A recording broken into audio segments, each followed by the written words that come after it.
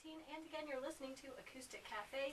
In the studio with me today I have Jonathan Vassar and the Speckled Bird, and want to welcome them. They have a show tonight at 8 p.m. at the Camel in Richmond, and are way up here in Harrisonburg spending their afternoon on the radio. So glad to have you guys with us.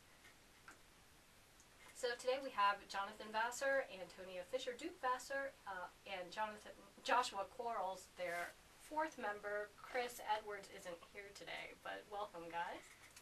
Thank you. Thanks for having us. And so for people who aren't familiar with your music, how would you describe it?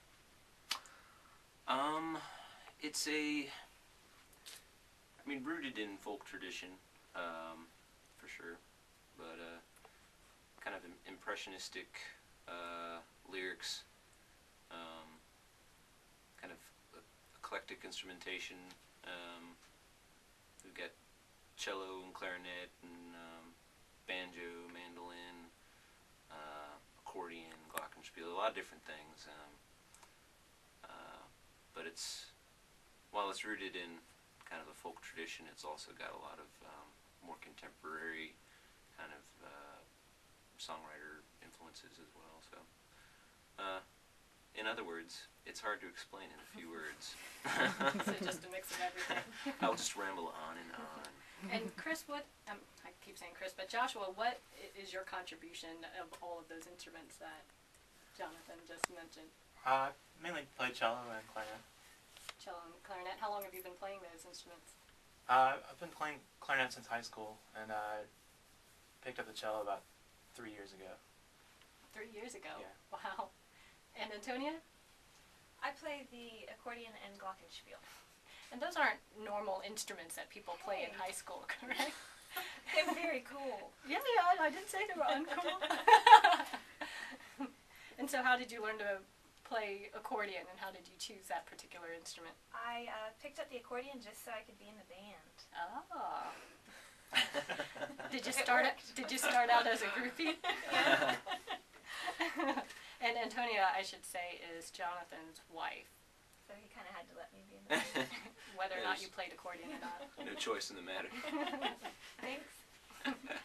And so how did you pick up your various band members? Well, I've been I've been writing songs since I was a kid, but I started as a Richmond songwriter a little over 10 years ago. And after taking a break with finishing up school and getting married, started writing seriously again. I started picking up the accordion and other instruments and kind of writing more complex songs that I couldn't play out by myself. So I was like, well, how am I going to do this? There's an accordion solo in the middle of this song. I'm playing guitar. So Antonia learned the accordion, which was pretty amazing. Our friend Chris is a very talented mandolin player, and we started playing around with some of the arrangements, and I guess we were together for about a year. Mm-hmm. And then actually our friend Alexis suggested that we get a low end in there. In other words, kind of a bass sound, and we were thinking like, well, what would be the ideal? And we thought cello, and then I was like, all right, I know this guy who plays cello, and called up Joshua, I've known for years, and yeah, and then it turned out he played clarinet too, and is also a really good songwriter. So we've been writing songs together, and it's just all worked out really well. That's great. And you have an album coming out, one that was released last year, The Hours and the Days, and then next month it comes The Fire Next Time, correct? Correct. And you're signed to Triple Stamp Records, which is an indie label. Is it based out of Richmond? Based out of Richmond, yes. And The Hours and the Days was before The Speckled Bird was really formed. So a lot of the musicians on it are triple stamp musicians, like David Schultz and the Skyline are the backing band on that record, and just a lot of friends contributing. This new record, The Fire Next Time, is indicative of the band's live sound, and we recorded cabin that Antonia and I lived in for many years, and her grandmother actually renovated.